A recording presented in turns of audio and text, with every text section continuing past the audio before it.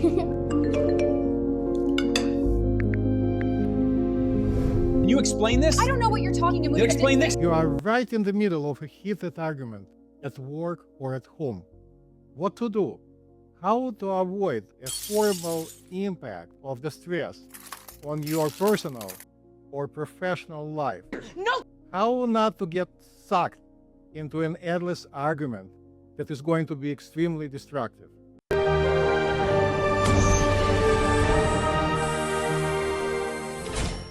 Hello, my fellow brain owners.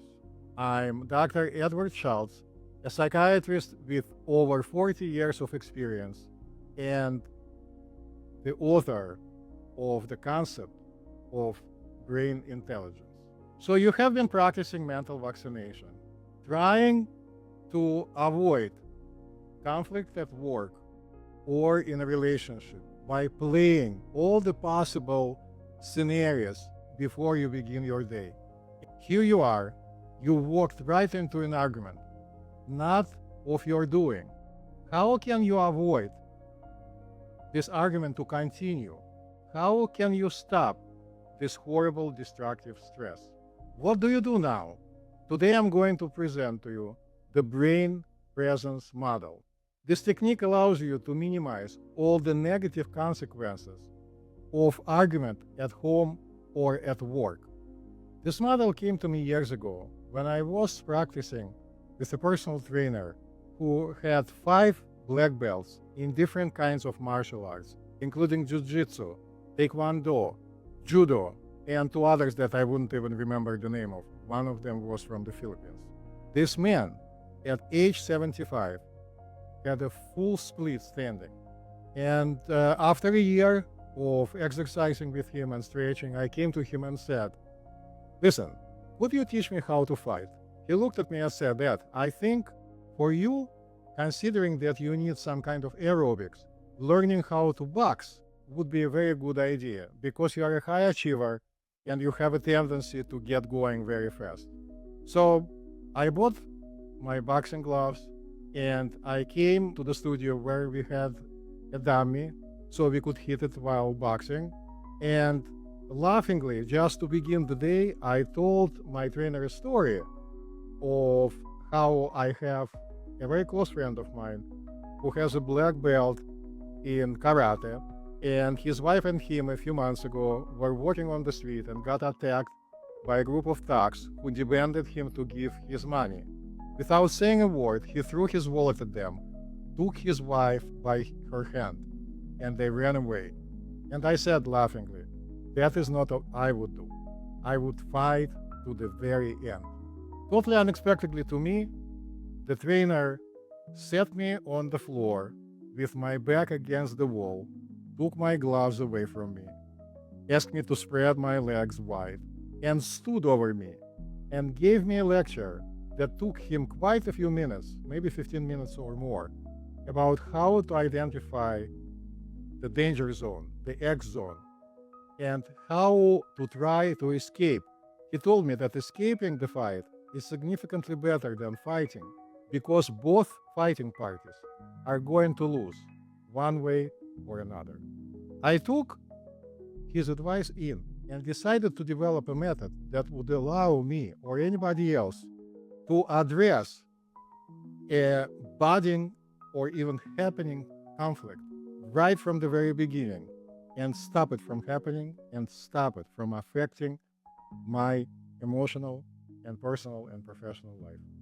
Of course, from what I tell you, you realize that my position is basically similar to what my teacher told me and what all the ancients, as you'll see later, taught us.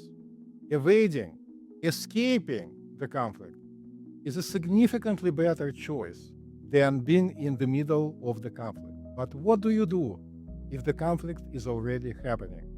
What is your rational step? Of course, a lot of people talk about mindfulness. Let me remind you that mindfulness is actually a process when during meditation you observe the events that are happening around you and are trying to distance yourself from these events and just be a cold-blooded and cold-hearted observer. Let me tell you, As a person who's been practicing yoga for many, many years, I know firsthand that learning how to meditate takes years and years to practice. But we need a tool today, we need a tool right now, so we can address a conflict right away and stop its impact. So, what is the brain presence model?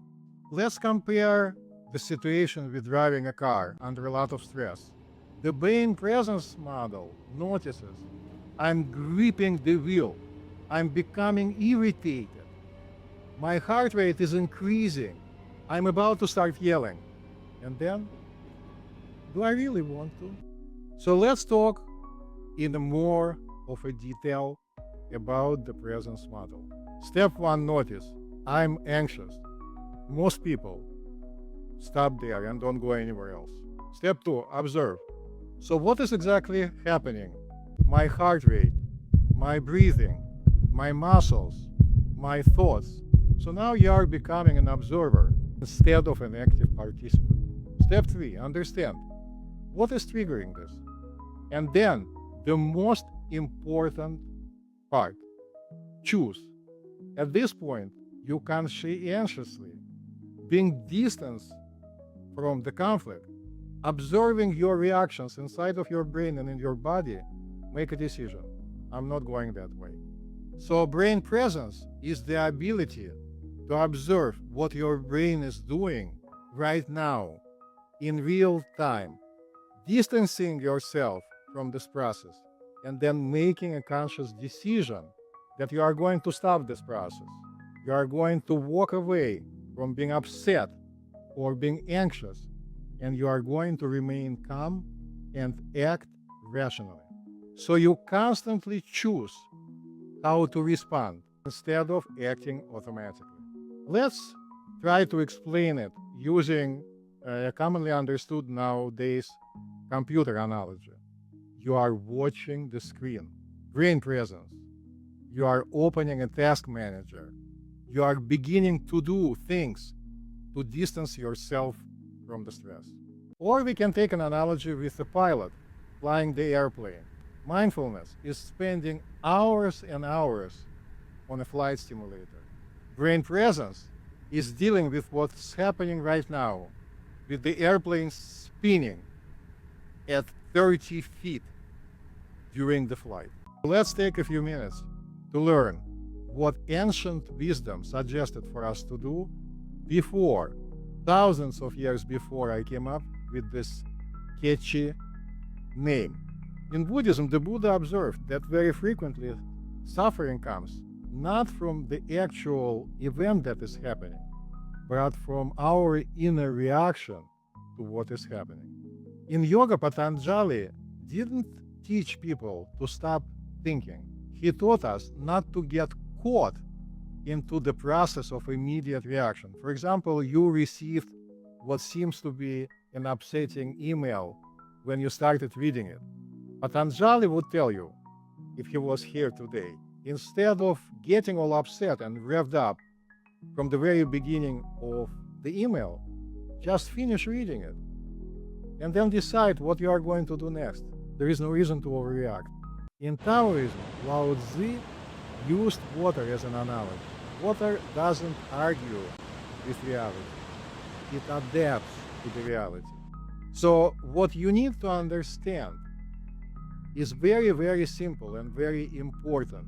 Instead of fighting with the reality, because it's not meeting your expectations, you are much better off adapting to the reality. So, in our next episode, we are going to talk about a third ancient secret. So, in today's episode, we learned about brain presence. In the previous episode, we learned about mental vaccination.